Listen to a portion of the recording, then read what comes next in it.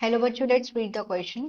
Identify the correct statements with respect to antibiotics. कि हमें यहाँ पे correct statement बताना है antibiotics के respect में. यहाँ पे 3 statements दिए हैं. First is Fleming, Chain and Flore were awarded Nobel Prize in 1945. कि जो Fleming है, Chain और Flore इन तीनों को Nobel Prize मिला 1945 में. Second statement है antibiotics have greatly improved the capacity to treat deadly diseases. कि जो एंटीबायोटिक्स हैं उनकी वो ग्रेटली इंप्रूव करते हैं हमारी कैपेसिटी में कि हम डेडली डिजीज से लड़ पाए. Third is penicillin was used to treat American soldiers wounded in World War one. कि जो पेनिसिलिन है उसको यूज किया गया ट्रीट करने के लिए अमेरिकन सोल्जर्स को जो कि जख्मी हुए थे वर्ल्ड वॉर वन के दौरान. यहाँ पे 4 ऑप्शन है. One is 1 and 2, second is 1 and 3, third is 2 and 3, fourth is all are correct. Question का देखते हैं की कंसेप्ट. की concept of this question is antibiotics. Antibiotics.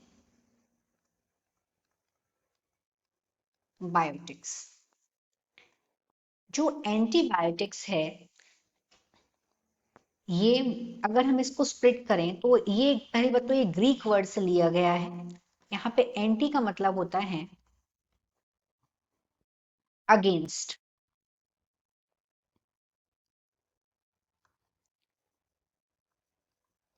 और यहाँ पे बायोटिक्स मतलब यहाँ पे बायो का मतलब है life.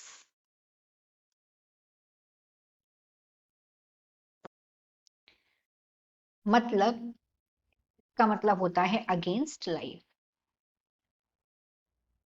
Against life.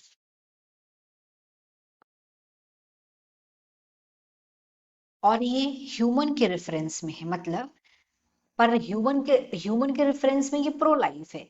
Against life है ये इसके रेफरेंस में माइक्रोब्स के रेफरेंस में, क्योंकि उनको किल करती है, रिटार्ड करती है उनकी ग्रोथ को.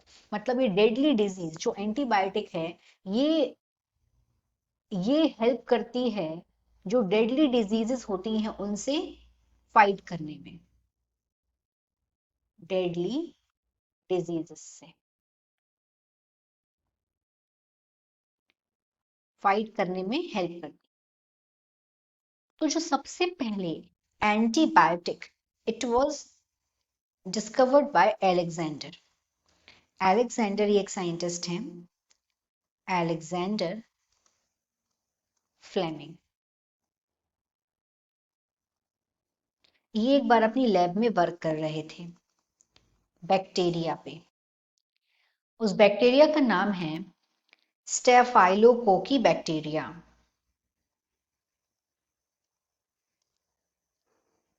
स्टेफाइलोकोकी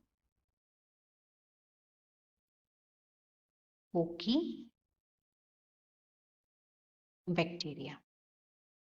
इन्होंने ऑब्जर्व किया कि एक जगह एक मोल्ड ग्रो हो गई उनकी एक अनवॉश्ड कल्चर प्लेट पे. वहां पे ये जो बैक्टीरिया है ये ग्रो नहीं कर पा रहा है. तो इन्होंने देखा कि जो ये मोल्ड है, जो मोल्ड ग्रो हुई है वो मोल्ड एक केमिकल प्रोड्यूस कर रही है. और उसका नाम है क्या? पेनिसिलिन.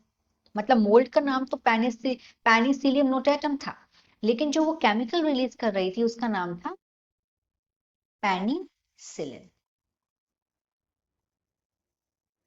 हालांकि इसका पूरा पोटेंशियल कि मतलब किस तरीके से जो पेनिसिलिन है वो वर्क कर सकती है ये बाद में 2 साइंटिस्ट ने इसको बताया. और एक का नाम था अर्नेस्ट चेन.